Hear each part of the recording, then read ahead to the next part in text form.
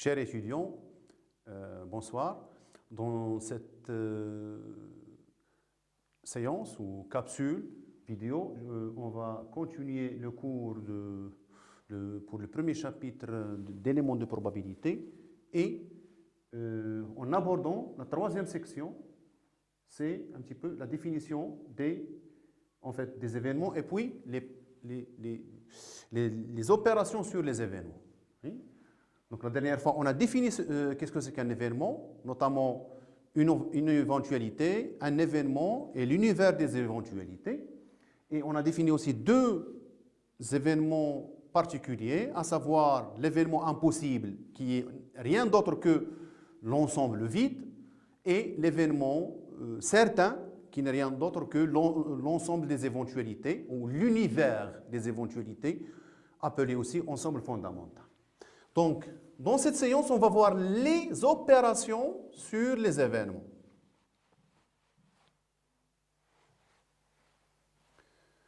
Voilà. Opérations sur les événements. Okay? Donc, premièrement, pourquoi, en fait? Eh bien, parce que dans la pratique, généralement, on s'intéresse, par exemple, on a deux événements et on s'intéresse à un événement, à un troisième événement qui en résulte de ces deux événements. Et donc, par une opération. Et par cette opération, on crée un troisième événement et on s'intéresse à bien définir ce troisième événement. Donc, la première opération, en fait, c'est la conjonction, dite aussi dans la théorie des ensembles, elle s'appelle aussi l'intersection. Donc, la conjonction de deux événements.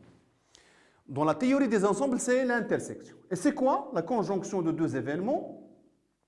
C'est par définition l'événement qui se réalise quand les deux événements sont réalisés. Les deux événements sont réalisés à la fois. Hein, on peut ajouter ici à la fois. Ils sont réalisés mutuellement, en même temps. Hein. Il se peut que deux événements se réalisent en même temps. Ce ne sont pas des éventualités, des événements. Puisque ça veut dire quoi? Deux événements se réalisent en même temps. Ça veut dire que l'éventualité réalisée, la possibilité réalisée de l'expérience aléatoire appartient aux deux événements. Et par conséquent, ça veut dire quoi? Ça veut dire qu'elle appartient à l'intersection des deux événements. تقاطع الحدثين وكل حدث هو مجموعة. Donc تقاطع هو أيضا مجموعة. On est d'accord? Donc si on veut bien sûr par exemple schématiser ça, on peut le schématiser comme ça. Sur le diagramme de Ben. Donc l'événement A, je l'ai schématisé par un cercle. Et, ici disons rose. Et l'événement B par un cercle disons bleu. Et l'intersection, c'est l'ensemble des disques, en fait. C'est l'ensemble qui appartient au premier disque et au deuxième disque. C'est cette partie-là. On est d'accord? En mauve. Donc, c'est l'intersection A. Et on l'écrit mathématiquement A inter B. A intersection B. Je peux l'écrire aussi, si vous n'aimez pas beaucoup les symboles mathématiques, on peut l'écrire A et B. C'est le et, en fait, c'est le et logique. A et B. On est d'accord? Et ces deux événements se trouvent dans l'univers que j'ai schématisé ici par un rectangle oméga. OK? Alors, il se peut que les deux événements n'aient pas d'éléments d'intersection, n'aient pas d'éléments communs. Dans ce cas-là, le A inter B, l'intersection de A et B, les deux événements, c'est-à-dire les deux ensembles, parce qu'un événement, c'est un ensemble. L'intersection, elle est vide. Et par conséquent, ce A inter B, ce n'est rien d'autre que l'ensemble vide. Et dans le jargon des événements, l'ensemble vide, c'est l'événement impossible. C'est-à-dire, la réalisation de A et B en même temps, elle est impossible. On dit dans ce cas-là que les deux événements sont incompatibles. Ils sont incompatibles, c'est-à-dire ils ne peuvent coexister, ils ne peuvent se réaliser en même temps. Et ça veut dire quoi? Ça veut dire si l'un se réalise, automatiquement l'autre ne s'est pas réalisé. Et vice-versa pour les deux. Je donne un exemple. Donc, par exemple ici,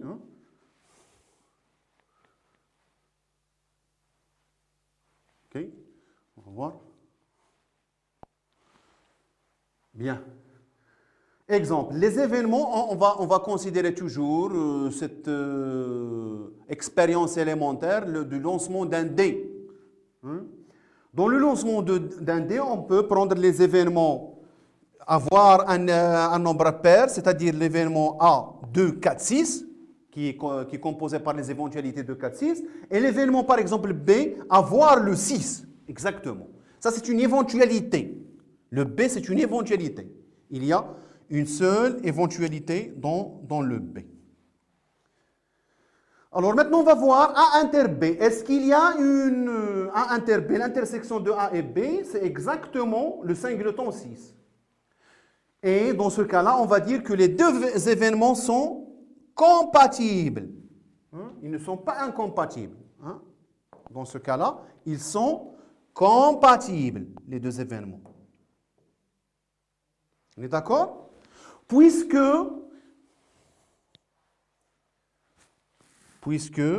il y a éventualité, en fait, il y a éventualité, puisqu'il y a éventualité de réalisation des deux, de A et B. Si le 6 se réalise, si le D tombe sur la face où, si la face où il y a 6 apparaît, ça veut dire que l'événement B s'est réalisé, et en même temps, l'événement A s'est réalisé. Et par conséquent, la conjonction des deux événements s'est réalisée, qui n'est rien d'autre que l'intersection. On est d'accord? Okay. Maintenant, on va voir deux autres événements. L'événement A, toujours 2, 4, 6, et l'événement C, qui est 1, 5. Alors, ces deux événements, vous pouvez remarquer maintenant que ces deux événements ne sont pas compatibles. Ils sont incompatibles. Pourquoi? Parce qu'il n'y a pas d'intersection entre A et C. L'intersection, elle est l'ensemble vide. Ils n'ont pas de nombre ou d'éléments communs. On va dire, dans la théorie de probabilité, on dit que A et C sont incompatibles. On est d'accord? Maintenant, la deuxième opération. La deuxième opération, c'est ce qu'on appelle la disjonction. La deuxième opération, c'est la disjonction. D'accord?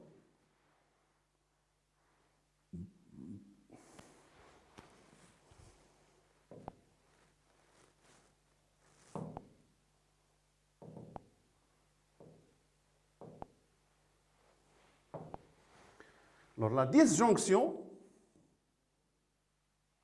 c'est en fait, dans la théorie des ensembles, c'est l'union. Et c'est quoi la disjonction de deux ensembles? C'est l'événement qui se réalise si au moins l'un des deux événements s'est réalisé. C'est-à-dire, soit A s'est réalisé, soit B s'est réalisé, soit A et B se sont réalisés. Donc, au moins un se réalise. Donc, si au moins un se réalise, on dit que l'événement disjonction s'est réalisé. Donc, ça veut dire quoi? Ça veut dire, c'est en fait, exactement, c'est A ou B. C'est le ou logique. A ou B. On l'écrit A union, ça se lit, union B. A union B. Ou on peut même dire la disjonction de A et B. Et c'est quoi? C'est l'ensemble de toutes les éventualités. Petit oméga, c'est une éventualité. Oméga, c'est l'univers des éventualités, la grande oméga, et le petit oméga, c'est une éventualité. C'est l'ensemble des éventualités qui, soit il appartient à A, soit il appartient à B, et ça n'empêche qu'il appartient à A et B en même temps.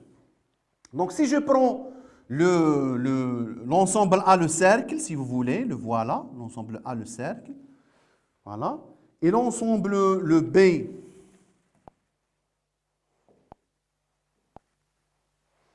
voilà, je vais le faire en noir, l'ensemble A, le voilà, le cercle, et l'ensemble B, l'autre cercle. Voilà, comme ça. Alors, l'union, c'est tous les éléments appartenant à A plus les éléments appartenant à B. Et ça donne tout ce que vous remarquez ici en rose. Donc, dans l'exemple du G, du D, si A égale à 2, 4, 6 et D égale à 1, 2, 5, par exemple, alors A union B, c'est quoi? C'est les éventualités de A augmentées en plus les éventualités de D. Ça donne quoi? Ça donne le 2, le 4 et le 6, et puis le 1. Le 2, il est déjà dit, on ne va pas le répéter, et en plus le 5. Donc ça donne 2, 4, 6, 1, 5. Les voilà.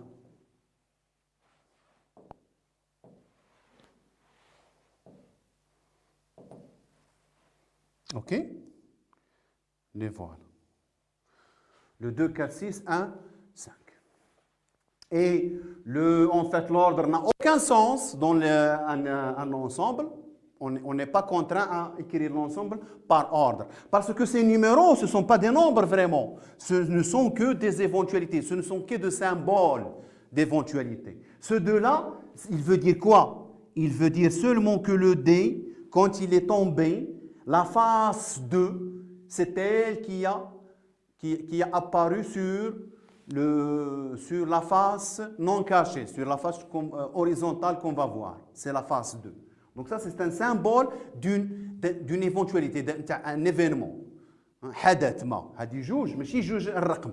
جوج هذه دلالة على واحد الحدث وقع اللي هو أن النرد سقط وظهر منه الرقم 2 في الأعلى.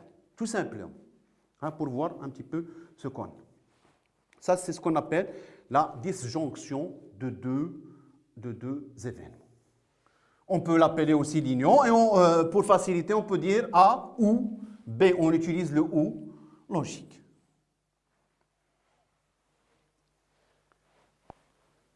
OK?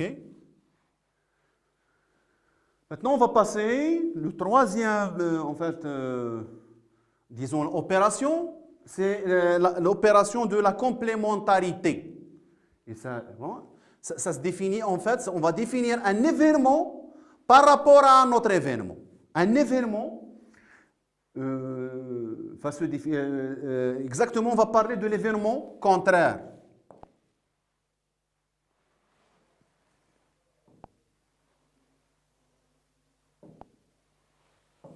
L'événement contraire. Ou il s'appelle aussi l'événement complémentaire. On peut le nommer aussi l'événement complémentaire. Donc en arabe c'était الحدث المضاد ولا نسميوه عاوتاني الحدث المكمل يكمل. Alors la définition c'est quoi? Si on a un événement A, ici je l'ai tracé par un cercle. Et pourquoi on trace des événements par des ensembles? Parce qu'en fait, comme vous l'avez vu, la définition mathématique d'un événement, c'est un ensemble.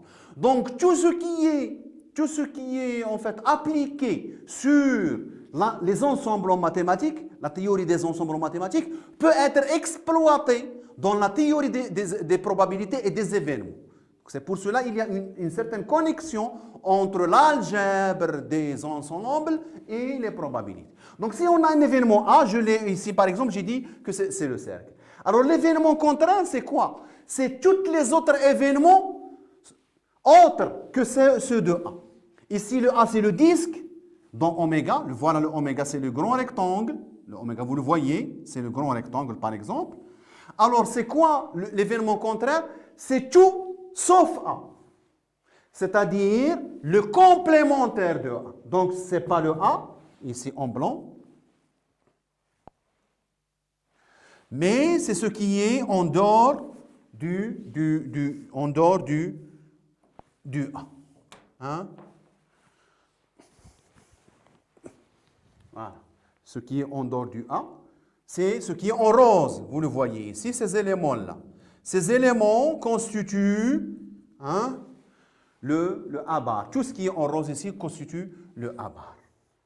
Exemple, dans le jet du D, on prend l'événement E, qui est composé par 2 et 4. Alors, le complémentaire, c'est toutes les éventualités qui appartiennent à oméga, qui est 1, 2, 3, 4, 5, 6, et qui n'appartient pas à l'événement E, qui est 2, 4. Donc, 1, 2, 3, 4, 5, 6, sauf 2, 4. Donc, on élimine le 2, 4. Ce qui reste, c'est quoi? C'est le 1, le 3, le 1, le 3, le 4 et le 5. Le 1, le 3 plutôt. 1, le 3, le 5 et le 6. Le 4, non. Donc, les voilà. Et je vous rappelle, en fait, il faut rappeler ici, pourquoi on utilise toujours cette expérience de D? Parce qu'elle est simple. Que ce soit l'expérience du lancement de D, que ce soit l'expérience du lancement d'une pièce de monnaie, que ce soit l'expérience d'un tirage dans une caisse qui est composée de boules, et bien ça, on ne le fait pas parce que c'est intéressant en lui-même, mais parce que c'est facile et c'est une maquette pour faire les expériences. Hein? Ce sont des exemples simples avec lesquels on s'entraîne. Parce que dans la réalité, on aura d'autres choses plus compliquées et il faut la modéliser comme si on a un jet de dés ou un jet de pièces de monnaie ou un tirage d'une caisse. Donc ces expériences, il ne faut pas les sous-estimer. Dire qu'est-ce qu'on va faire avec un dé. Quelle est l'importance du lancement d'un dé dans la vie commune? Eh bien non, parce que ce n'est qu'une maquette d'entraînement. On s'entraîne avec ces expériences. On est d'accord?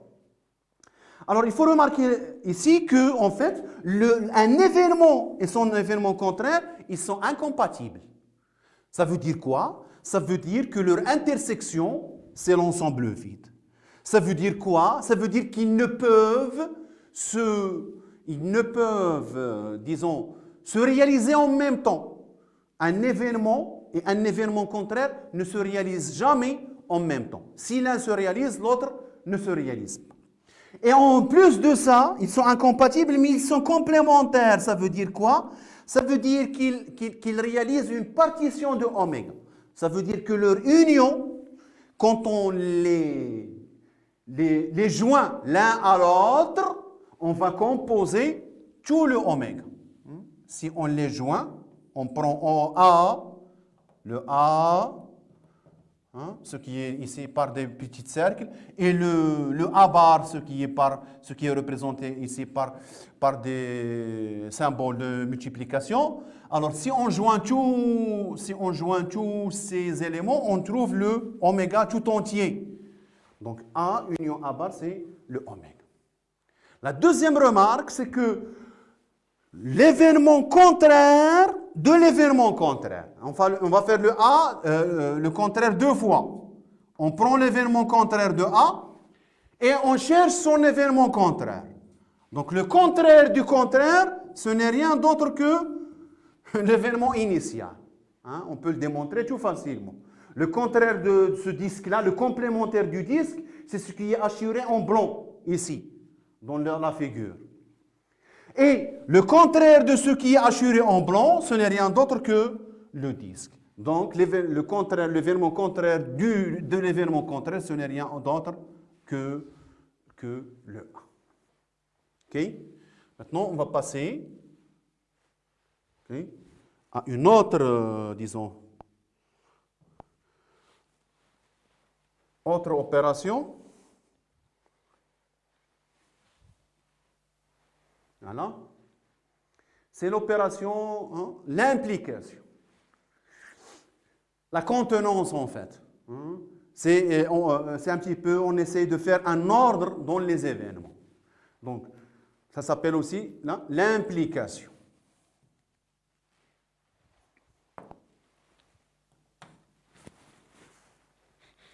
C'est l'événement implication. Alors, on dit que l'événement A implique B si la réalisation de A implique la réalisation de B. Ça veut dire quoi? Donc implique, donc le verbe ici c'est impliquer. Disons ici c'est elle garantit. Hein, disons, elle garantit la réalisation de A, garantit la réalisation de B. Ça veut dire si A se réalise, on est sûr que le B s'est réalisé. Donc dans le schéma des ensembles, ça veut dire quoi? Ça veut dire que A, tous les événements de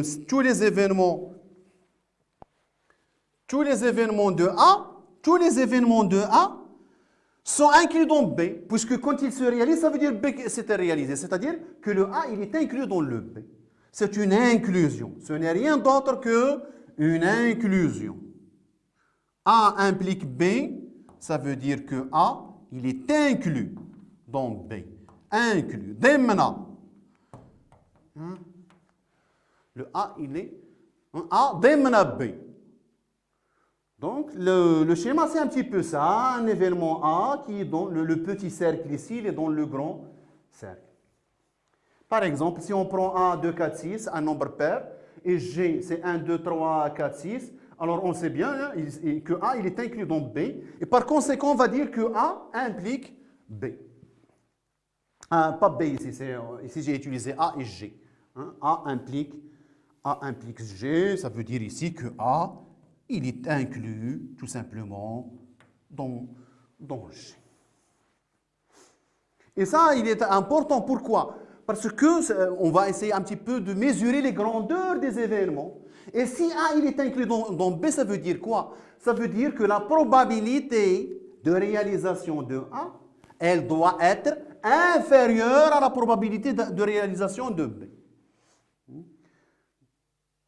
A inclus dans B, ça veut dire la mesure de A, il est bien une bonne mesure de probabilité. Parce que la mesure de A inférieure à la mesure de B.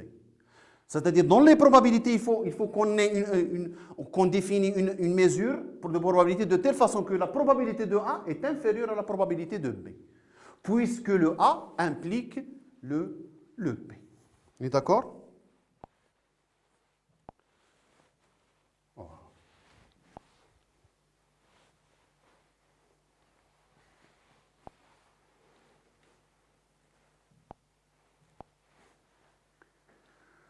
Maintenant, on va définir l'avant-dernière opération. C'est la différence de deux événements. La différence de deux événements, eh bien, c'est un petit peu par analogie à la différence des nombres. Donc, la différence de deux événements, c'est quoi? On va le noter A moins B, tout simplement. A moins B. C'est quoi? C'est l'ensemble des éléments de oméga, des éventualités telles que l'élément appartient à A et n'appartient pas à B. Amaliyan, c'est quoi? C'est le A inter B bar. C'est-à-dire, le A se réalise, mais le B ne se réalise pas. Donc, A moins B, ça veut dire quoi? Ça veut dire l'événement dans lequel le A se réalise, mais le B ne se réalise pas. C'est-à-dire A inter B bar. Le contraire de B. Si on a deux événements qui comme cette figure-là, hein, où il y a une intersection. Alors, A inter B, c'est quoi? C'est tout le A moins B. C'est tout le A, c'est le cercle en rose, moins le cercle en bleu. Et ici, le cercle en bleu, c'est quoi? C'est-à-dire tous les éléments de A, sauf ceux qui sont en bleu. C'est-à-dire sauf cette partie-là. Et par conséquent, ça va nous donner quoi? Ça va nous donner ce schéma-là. C'est un petit peu comme une pomme. C'est comme la pomme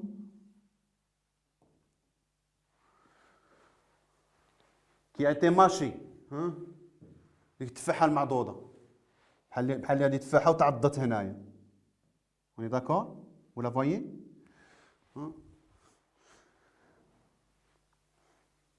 Donc c'est le A moins quelque chose. Le A moins B. A وعضينا منها واحد شوية. C'est un petit peu ça. Donc, si on a une autre forme, par exemple, le B, il implique A, c'est-à-dire le B est inclus dans A, alors on aura un petit peu la forme d'un disque troué. Un disque troué. Le disque, ومتقوب في الوسط. قلعنا منه من فوق من الوسط. Troué. Comme ça c'est un petit peu. Et si, un autre cas, si le A, il est incompatible avec le B, le A et le B ici, si le A est incompatible avec le B, alors dans ce cas-là, A moins B, donc c'est tous les éléments de A sauf ceux de B. Ceux de B, ils sont loin, donc c'est tous les éléments de A. C'est tout simplement A moins B, c'est le A. Dans ce cas-là, c'est le A. Parce que le B les éléments de B n'appartiennent pas, a priori à A. Par conséquent, dans ce cas-là, A moins B, c'est le A. OK? Ça, c'est la différence entre deux événements. OK? Exemple, si on prend A, 2, 4, 6, c'est le H, 1, 2, 3, 4, par exemple. Alors, 1 moins H, c'est quoi? C'est tous les éléments de A, sauf ceux qui appartiennent à H. Donc, ceux qui appartiennent à H ici, c'est le 2. Le 2 et le 4. Donc, c'est tous les éléments de A, sauf le 2 et le 4. C'est-à-dire, ce qui reste, c'est seulement le 6. Ce qui reste, c'est seulement le 6. Vous êtes d'accord? Le 6. H moins A. Et A moins H, je parle de A moins H, ça va me donner seulement le 6. Mais si je prends H moins A, le plus grand moins le plus petit, il n'y a pas de problème. Donc, c'est ceux de H, sauf ceux de A. Ceux de H, c'est 1, 2, 3, 4, et ceux de A, 2, 4, 6. Donc, c'est le 1, 2, 3, 4, sauf le 2, 4. C'est-à-dire, c'est le 1, 3. Donc, H moins A, c'est le 1, 3. Et A moins H, on peut même définir même le A moins H. Le A moins H,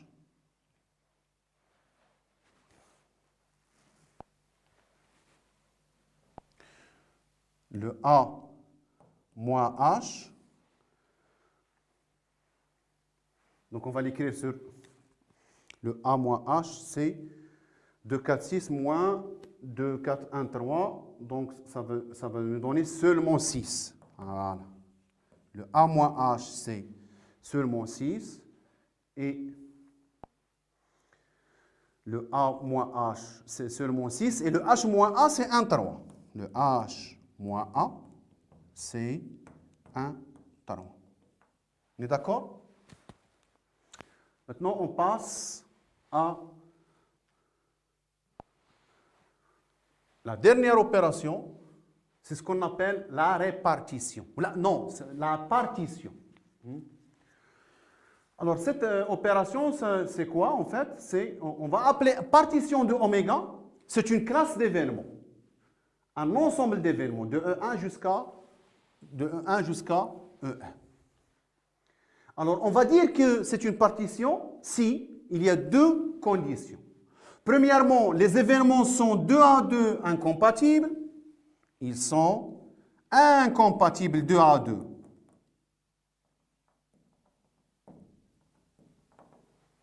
C'est-à-dire l'intersection de EI et EJ, ou I différent de J, c'est l'ensemble vide.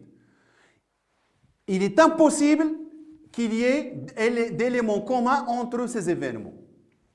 Et la deuxième condition, c'est que la disjonction, c'est-à-dire l'union de tous ces événements, ça donne la totalité.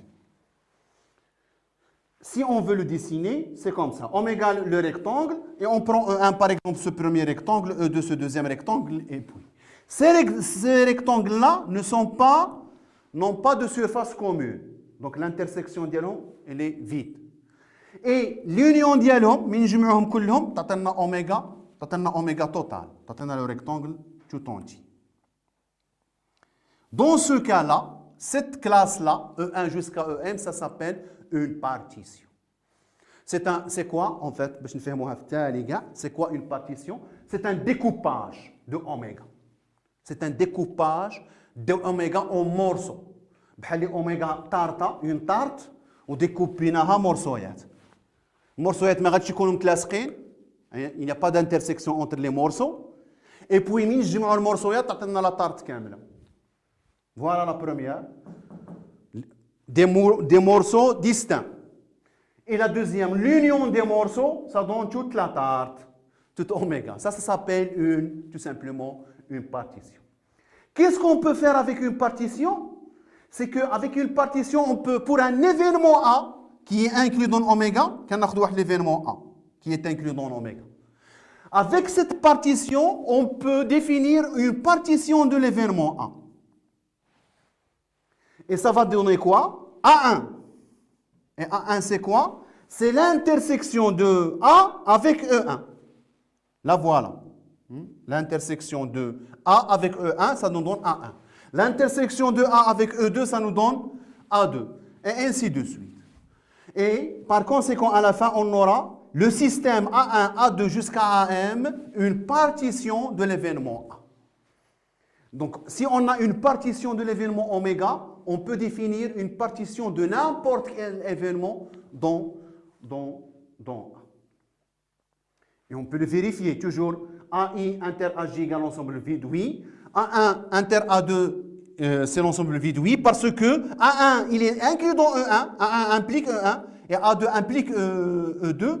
Et puisque E1 et E2 sont incompatibles, l'intersection vide, eh bien, a priori, ce qui est dans A1 et dans A2, ils ont l'intersection vide. Hein? Donc, on peut montrer facilement que les intersections sont l'ensemble vide, et on peut démontrer que l'union de ces intersections, c'est l'union de ces événements qui est A inter oméga, et A inter oméga, ça donne A, tout simplement. Hein? Et par conséquent, on a déterminé une partition. Pourquoi on définit des partitions sur l'ensemble oméga? Parce que, des fois, si on veut calculer la probabilité de A1, il est difficile d'un événement A, il est difficile de la calculer directement, la mesure de A. La surface, par exemple. Hein? Mais si on partitionne l'événement à des événements incompatibles, on calcule la mesure du premier événement, et puis on calcule la mesure du deuxième événement, A2, et ainsi de suite. Et on calcule la mesure de A3, et à la fin, on somme toutes ces mesures-là pour avoir la mesure totale. C'est comme le calcul des surfaces. Et quand on peut le décomposer en plusieurs figures, en plusieurs surfaces, et pour calculer la surface totale, on calcule la première surface, plus la deuxième surface, plus la troisième surface, et ainsi de suite. C'est la même idée ici. Pour calculer la probabilité d'un événement tout complet, on peut le partitionner en petits événements et on calcule les probabilités de ces événements et à la fin, on aura la probabilité totale. OK?